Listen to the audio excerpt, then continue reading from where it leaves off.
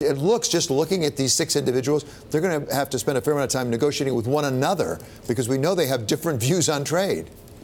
Yeah, that's very true, David, and a great point to raise. I think our in-house view is that one of the key hurdles here that will dictate success versus non-success in this round of negotiations in China is whether the U.S. team can all stay on message together. When you have a group that's pretty equally divided among hawks and pro-traders, that's no easy task in and of itself. So that's something we're certainly watching closely on this end. Do the Chinese, does Mr. Liu He, who's really doing the negotiation, does he know what we want? I think our president and this team has been pretty clear so far, at least in outlining in principle what we want. But with many of these things, the devil is always in the detail. And I think that they're in typical Trump negotiation styles. I think there's room for concessions around the fringes.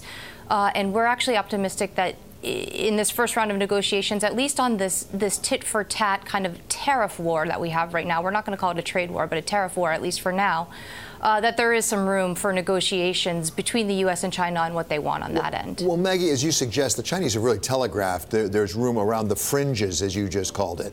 But the president, at least what he's said so far, has not indicated that the fringes are enough for him. And if they just do it around the fringes, why are we doing it at all? Why does it matter economically for business in the United States or for our economy?